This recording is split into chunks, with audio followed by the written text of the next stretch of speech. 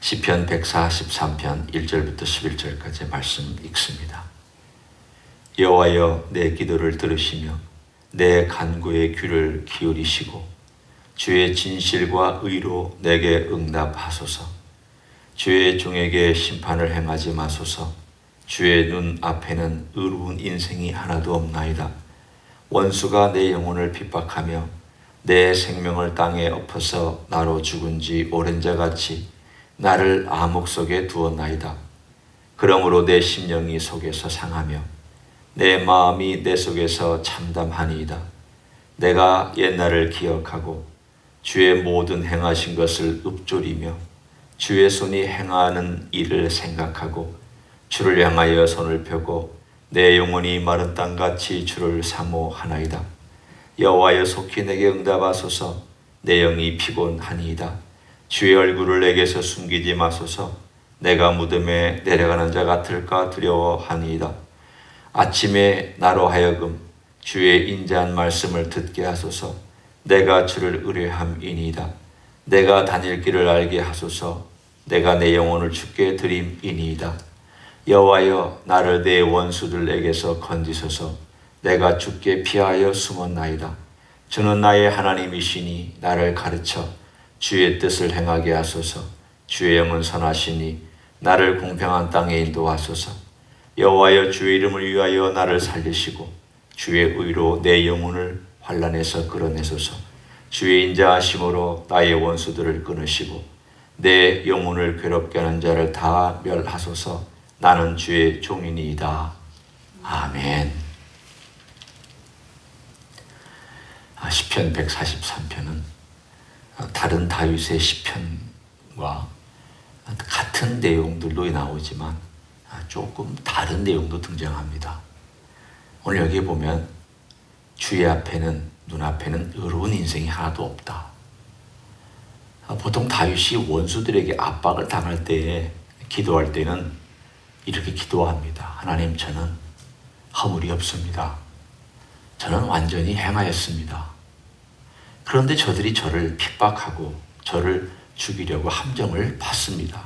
보통 그렇게 기도를 합니다. 그런데 여기 와서는 주님 앞에는 의로운 인생이 하나도 없다.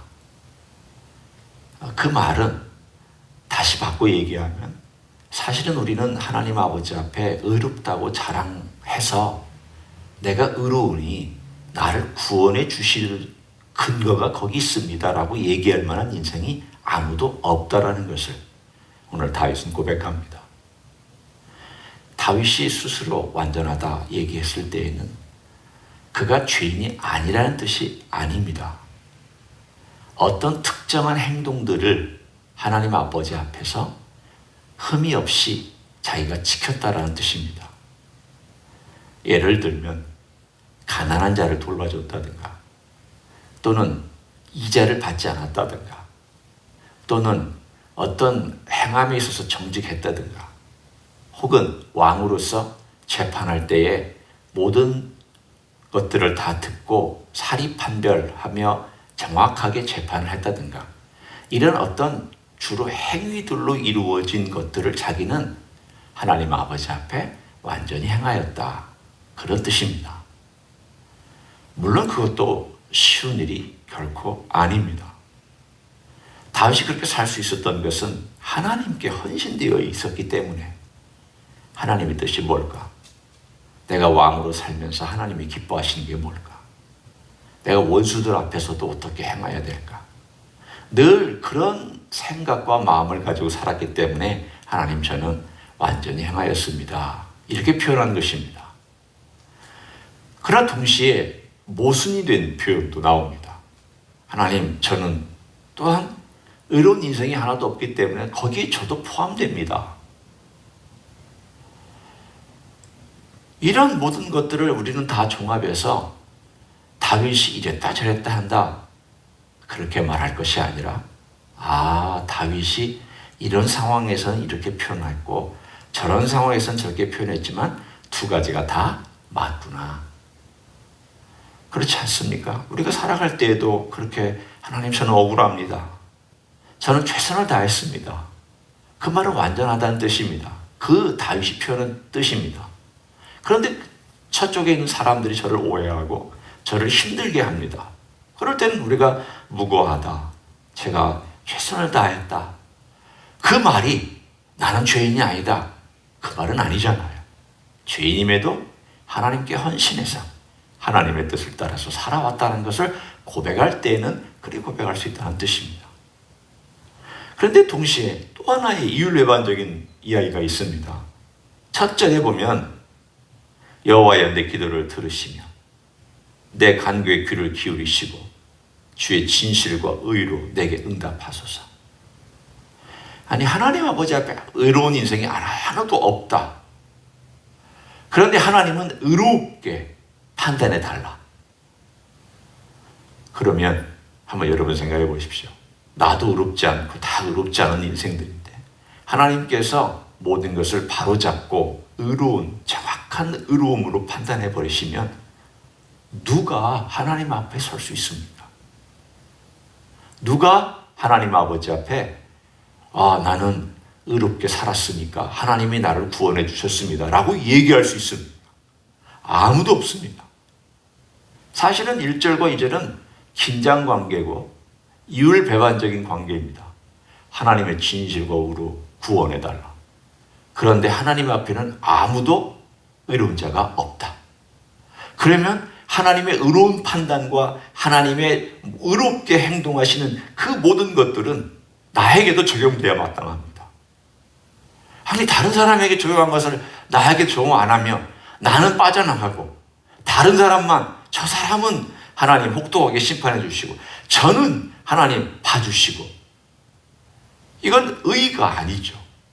의란 공평한 것이 의입니다. 공평하게 바로잡는 것. 내가 잘못했으면 내가 대가를 지불하는 거고, 저 사람이 잘못했으면 저 사람이 대가를 지불하는 거. 이게 righteousness입니다. righteousness는 원래 이 구약의 righteousness의 개념은 바로잡는 것입니다. 뭐에 따라? 하나님의 기준에 따라, 하나님의 성품에 따라 뭐든지 바로잡고 바로 심판하고 바로 재판하고 바로 교정하는 것. 이게 righteousness입니다. 그러니까 의로 응답해 달라는 말은 사뭇 두려운 말씀입니다. 다른 말로 하면 하나님 재판장에 서셔서 모든 인생들 하나님의 의로운 절대적인 판단에 따라 다 재판해 주십시오. 그 말은 자비로 들어가 있다는 뜻입니다. 그런데 묘하게 2절에 보면 다윗이 이렇게 기도합니다. 주의 종에게 심판을 행하지 마소서. 여기서 보면 나에게는 심판을 행하지 말아달라고 부탁합니다. 어떻게 보면 이기적인 거죠. 이 구절만 보면 대단히 이기적인 표현 같고, 어떻게 당신은 빠져나갑니까? 어떻게 당신은 의롭게 판단해달라고 얘기하면서 나는 심판에 가지 말아 주십시오라고 그렇게 기도할 수 있습니까? 이런 모순적인 표현이 등장합니다. 그런데 이 표현을 잘 보십시오. 주의 종에게 심판을 행하지 마소서. 주의 종이라고 얘기하고 있습니다. 그리고 이 143편의 2절에 나와 있던 이 이야기는 12절에도 나와 있습니다. 제가 12절 읽을 테니까 다시 들어보십시오. 어떤 표현이 또 등장하는지. 주의 인자하심으로 나의 원수들을 끊으시고 내 영혼을 괴롭게 하는 자를 다 멸하소서. 나는 주의 종이니이다. 주의 종이니이다. 무슨 뜻입니까? 여기서 다윗이 주의 종이라고 얘기했을 때 이 주의 종이다라는 말은 하나님께서 나를 언약을 맺으셔서 하나님의 종으로 만들어 주셨습니다. 따라서 하나님은 저에게 헌신되어 있고 저 또한 하나님께 헌신되어 있습니다. 언약 관계란 이런 관계입니다. 우리가 보통 세상에서 어떤 계약을 맺을 때에도 그것이 금전적인 관계면 금전적인 관계 면에서의 헌신된 거고, 부부관계면 부부관계의 면에서 헌신된 거고, 부모와 자식 간의 혈연으로 연결된 언약 관계라면 그것 또한 연결되어 있고 헌신되어 있는 내용입니다. 하나님과 내가 헌신되어 있다는 것은 언약을 의미합니다. 하나님은 우리에게 헌신되어 있고 나 또한 하나님께 헌신되어 있는 그 관계. 그 관계 속에서 우리는 오늘 본문에 있는 것처럼 제가 주의 종입니다. 저를 불쌍히 여겨주시기를 원합니다. 이렇게 기도합니다. 다윗이 오늘 이 본문을 보면 사실은 모순적인 이야기지만 이 모순적인 이야기가 다 어느 한 자리에서 이것이 이루어지냐면 하나님의 인자하심이라고 하는 단어 속에서 다 이것이 융합되어지고 조화를 이루기 시작합니다. 하나님의 의, 하나님의 심판, 하나님의 진실하심, 그리고 나는 죄인이어서 오히려 하나님 아버지 앞에 할 말이 없지만 그러나 심판받지 않게 해주심, 그리고 의로운 인생이 하나도 없는 이 가운데 우리가 어떻게 살아가야 되는가, 이 모든 것들이 다 어디에 집약되느냐? 하나님의 인자하심에 집약됩니다. 오늘 그래서 나와 있는 모든 내용들을 한번 쭉 살펴보면 7절에 제가 이렇게 읽습니다. 여호와여 속히 내게 응답하소서. 내 영이 피곤하니이다. 주의 얼굴을 내게서 숨기지 마소서. 주의 얼굴을 숨기지 말아 달라는 뜻은 은혜를 베풀어 달라는 뜻입니다. 내가 무덤에 내려가는 것 같을까 두렵습니다. 8절에 유명한 구절입니다. 아침에 나로 하여금 주의 인자한 말씀을 듣게 하소서. 내가 주를 의뢰함이니이다. 내가 다닐 길을 알게 하소서. 내가 내 영혼을 주께 드림이니이다. 드디어 다윗이 이런 간구를 할 수 있는 근거가 여기 있습니다. 그 근거가 뭐냐면 내가 주를 의뢰합니다. 그리고 내 영혼을 주께 드립니다. 주님 앞에 내 영혼을 헌신하고 주님께서만이 이 일을 행하실 수 있다는 것을 내가 알기 때문에 신뢰하고 의뢰하고 내가 다른 것을 쳐다보지 않겠습니다. 거기에서부터 그는 주의 종에게 심판을 내리지 말아달라고 부탁할 수 있는 기도를 할 수가 있습니다. 한번 돌아보십시오. 내가 어떻게 나를 심판하지 말아달라고 기도할 수 있을까? 우리도 근거가 있어야 되지 않습니까? 무언가 근거가 있어야 심판하지 않을 근거가 있어야 심판을 하지 않을 텐데 그 근거가 어디 있느냐? 오늘 이 다윗이 고민하고 어렴풋하게 깨달았던 이 모든 조합들이 어디에서 완성이 되었느냐? 십자가에서 완성이 되었습니다. 제가 얘기했던 내용들, 요소들 봅니다. 우리 모두는 죄인입니다. 죄는 심판이 따릅니다. 그런데 이 심판이 따른데 저를 심판하지 말아 주십시오. 하나님 인자하심을 베풀어 주십시오. 저를 구원해 주시고 하나님을 알게 해 주시고 저희가 주님께 헌신하게 해 주십시오. 이 모든 내용들이 어디에서 이루어졌느냐? 십자가에서 다 이루어졌습니다. 십자가에서 죄의 대가 지불했기 때문에 내가 지불하지 않아도 되니까 심판을 벗어났습니다. 그러니까 심판하지 말아달라고 하는 이야기가 통하게 되었습니다.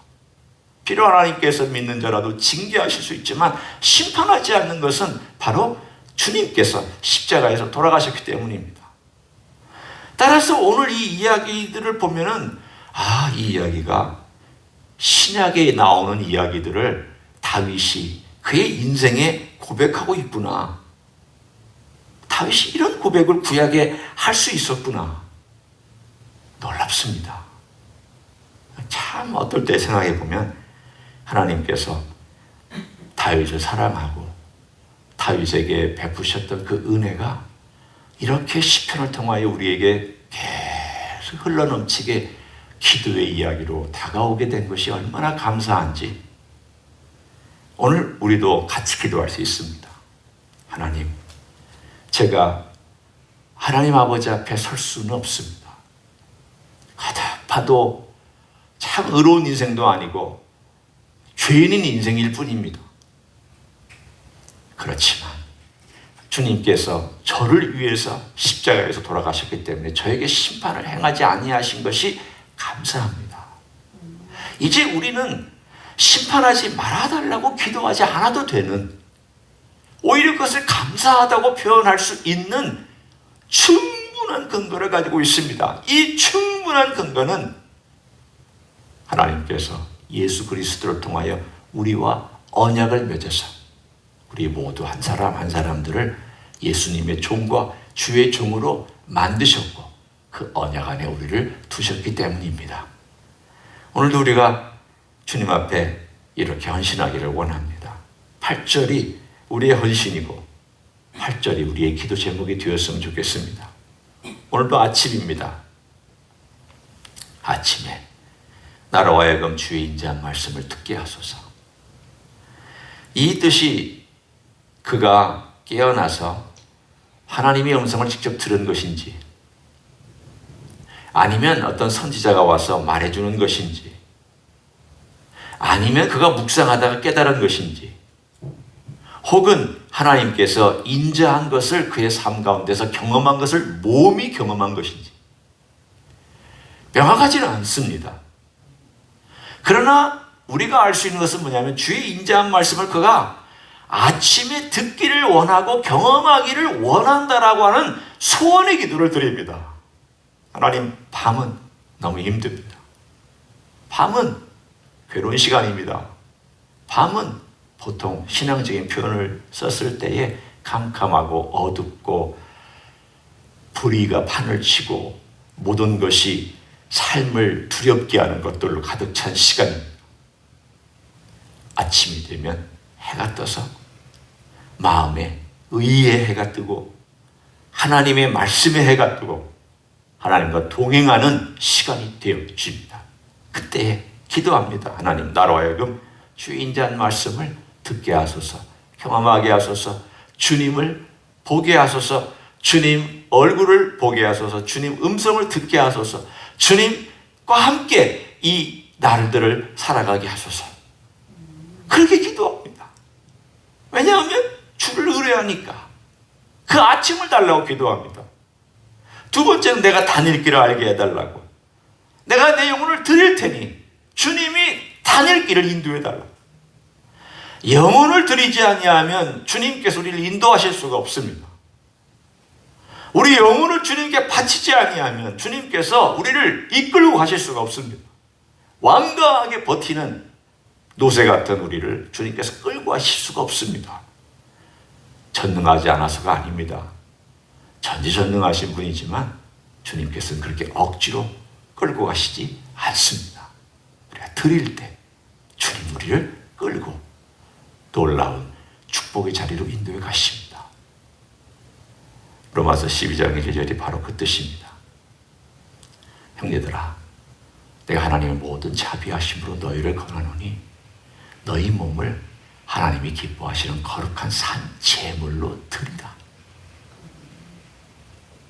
하나님이 기뻐하시는 거룩한 산 제물로 우리 몸을 드릴 때 헌신하면 하나님께서 우리의 삶을 인도해 가실 수 있고 충분히 인도하셔서 오늘 의로운 땅, 평강의 땅, 기쁨의 땅, 그리고 그 기쁨의 아침의 시간을 경험하게 하는 놀라운 축복이 임할 줄로 믿습니다.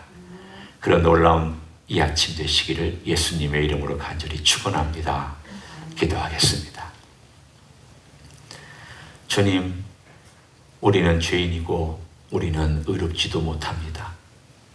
그렇지만 이런 인생을 위해서 십자가에서 돌아가심으로 언약을 맺으시고 우리의 죄를 용서해 주셔서 감사합니다.